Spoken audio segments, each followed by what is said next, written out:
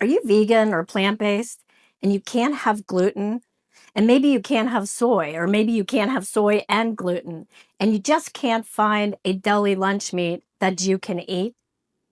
You know, most of the commercially sold deli meats that are plant-based either have soy or vital wheat gluten, or, seitan. And I've scoured literally multiple videos, written recipe blog sites for recipes that allow one who has all of these dietary restrictions to make and enjoy a deli meat. But I have yet to find one that doesn't come out tasting like a baked loaf of bread, or maybe some type of bean loaf, or soy block. And so I started a quest to try to make a gluten-free, vegan deli meat that doesn't contain all of these allergens.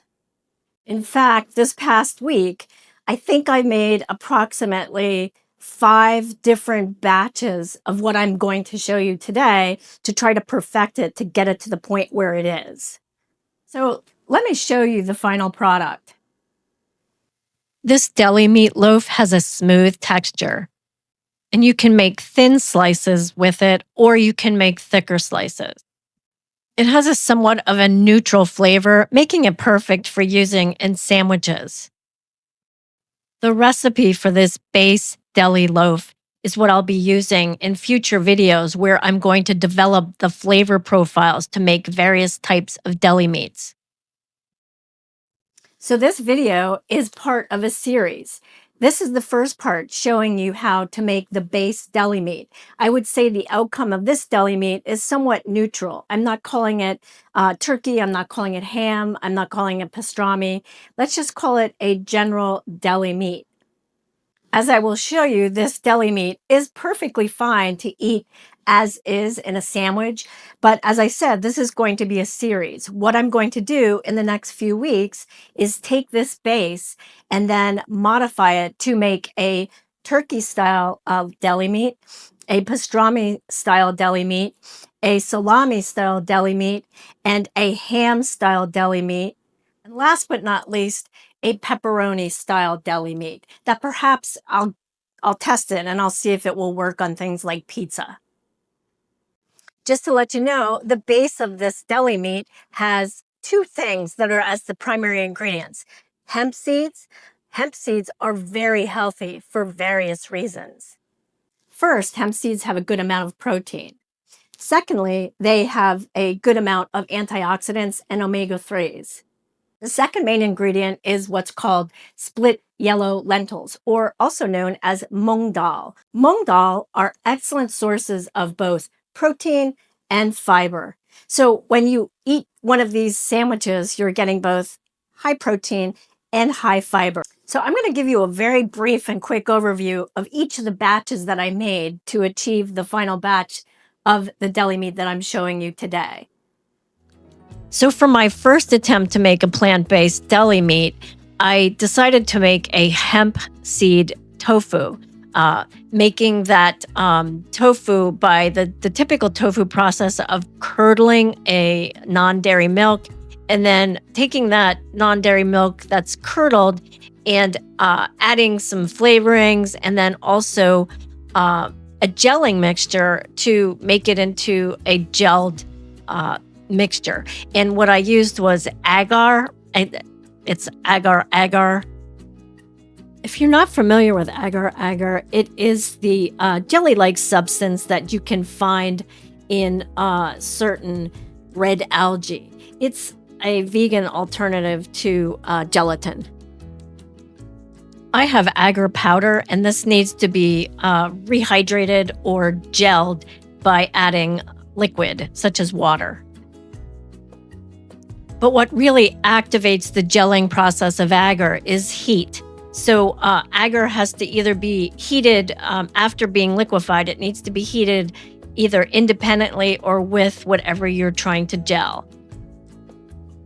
So in this first batch, after I added my gelled agar to the curdled hemp seed milk, I then added my various flavors and mixed those into the mixture and heated it on the stove until it thickened.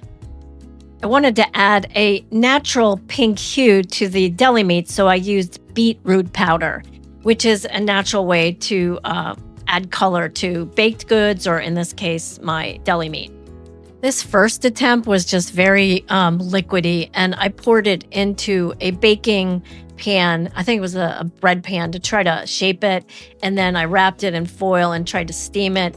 I don't have pictures of the end results. It was just a sloppy liquid mess. So for this second test batch, I did the same thing by making a hemp milk, and then I curdled it using lemon juice. Here I'm adding it, and I heated the milk over the stove. It allowed that to curdle. And then I knew I needed bulk, so I added some chickpea flour and a bit of tapioca starch. This definitely yielded a firmer texture, almost like a dough. And I wrapped this up and then I steamed it for an hour.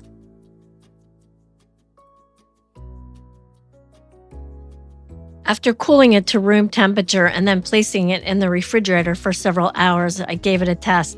It just was too dense and doughy, and it had a heavy chickpea flour flavor. For test batch 3, I tried sorghum flour in place of chickpea flour. I also included the tapioca starch.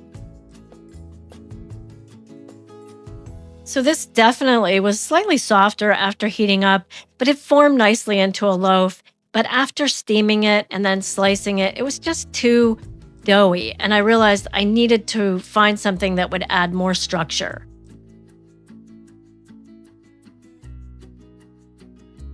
For test batch 4, I decided to use moong dal. I added 1/4 cup of these after I had soaked them overnight and drained them, but I added them to the high-speed blender with the 1/2 cup of hemp seeds, and that was going to be the base of my mixture. I also did some reading, though, about how to use the agar, and I found out that using an acid such as the lemon juice with the agar could cause it to have an impact on its gelling abilities. So in this round, I eliminated the lemon juice and did not curdle the hemp seed milk. So in this round, what I did was I added everything to the high-speed blender and blended it, and then added the already gelled agar to that blender, and then blended everything together and heated it in a pot over the stove.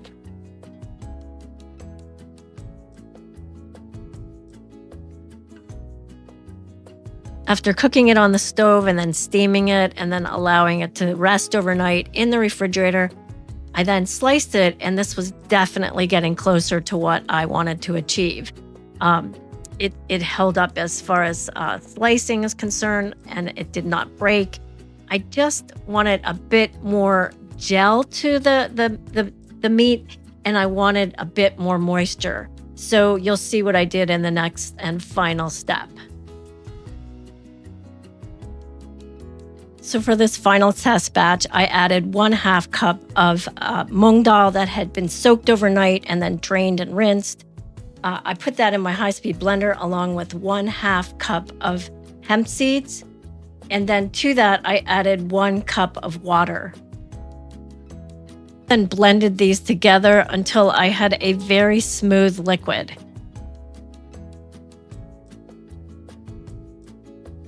Next, I added 2 tablespoons of olive oil and 2 tablespoons of gluten-free soy sauce, 2 teaspoons each of garlic powder, onion powder, smoked paprika, beetroot powder, mustard powder, and then 1 teaspoon of cracked black pepper. I also then added 2 tablespoons of nutritional yeast, 2 tablespoons of sorghum flour, and 1 tablespoon of tapioca starch. I then blended all of this together again until it was smooth and well mixed. In a separate small bowl, I put 2 tablespoons of the agar powder, and then I added 1/2 cup of water to that. I mixed this really well to allow the agar to dissolve. I then added this agar mixture to the other ingredients in the blender, and I mixed it again to blend everything well. I then poured the mixture into a pot on the stove, and I heated it to about medium heat to allow it to start to come to a low boil. And then I continuously stirred it with the spatula to prevent sticking to the bottom of the pan. I did this for about 10 minutes, continuously stirring because it does stick to the bottom and it starts to thicken. And you just want to keep scraping down the sides and scraping the bottom so that the mixture comes together.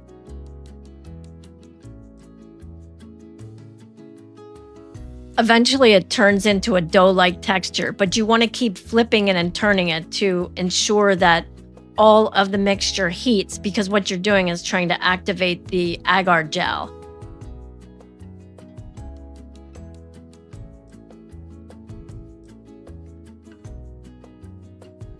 Next, what I did was I put down a piece of foil on the kitchen counter, and then on top of that, I put a piece of parchment paper, and I turned out the mixture onto the parchment paper. And what I did is I shaped it into a loaf-like shape. It is very hot, so what I did is I used 2 spatulas to form my loaf.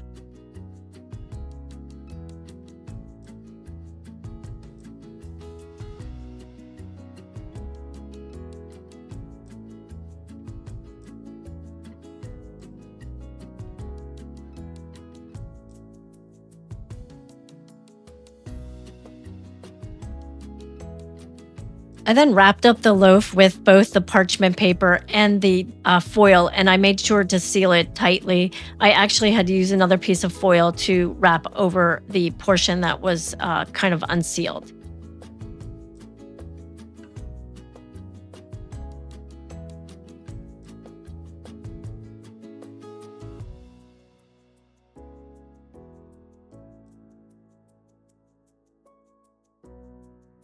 I made a makeshift steamer basket using a large strainer over a large pot of water. I brought it to a boil. Then I placed the wrapped loaf into the strainer, and then I put a lid on it. And what I did was I steamed it for 15 minutes, and then I flipped it and I steamed it for another 15 minutes. I did this 4 times for a total of 60 minutes.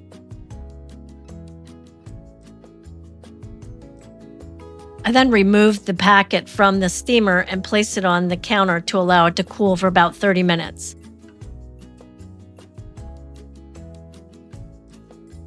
I then removed the foil and the parchment paper, and I dried off the loaf with a paper towel, and then I wrapped it in plastic wrap and I placed it in the refrigerator to allow it to cool overnight.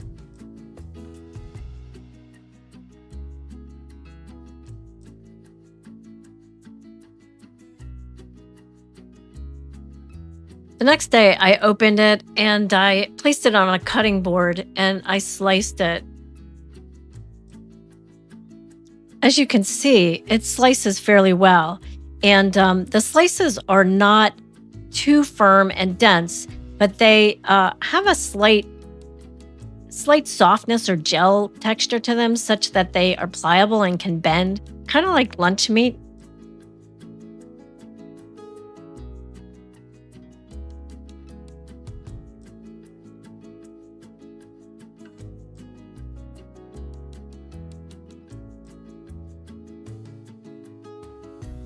So I decided to test these both as a hot sandwich and a cold sandwich. For the hot sandwich, I put on some mustard and 2 slices of the deli meat, and then 2 slices of vegan cheese that melts well.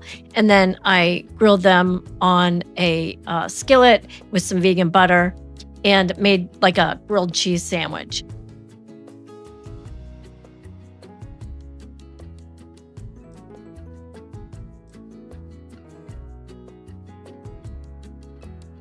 For the cold sandwich, I toasted 2 pieces of gluten-free bread. I added some vegan mayo and then 2 slices of the deli meat and some salt and pepper. And then I added some lettuce and a nice slice of tomato. And I forgot to add my cheese until after I cut the sandwich, but I opened it up and then remembered. Then I added my cheese. Anyway, this turned out to be a traditional, like a turkey sandwich, if you want to say. So let's give these sandwiches a taste test. What I'm looking for is both texture and taste of the deli meat. I'm going to start with the warm sandwich. You could see it has melted cheese, and you can also see that the deli meat did not melt as I was concerned about.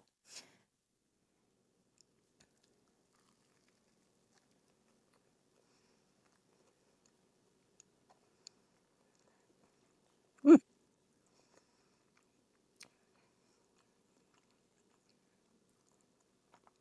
Taste-wise, the predominant flavors that come through are the mustard, and then maybe next the cheese. So that's good in my opinion. The deli meat has a neutral profile, and I mean that's how it is with many sandwiches. Is the meat is actually just like a background for the flavors that you add to the sandwich. As far as texture, it did not melt. Um, it's quite good. It's it's slightly soft, but it's not melty and it's not gooey or gummy or mushy. Mm, it's almost like a bologna. I enjoy this. Okay, now I'm going to try the cold sandwich.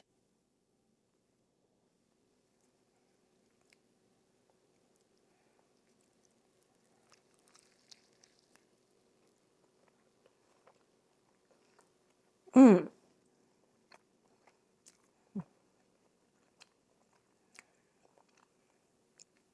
what's coming through again is all the additives like the tomato and the cheese and the mayonnaise. And the meat is I mean it's holding together quite nicely. It's got a nice neutral flavor for the sandwich. The sandwich is really tasty. I think you'll enjoy making this for your lunches, maybe your kids' lunches.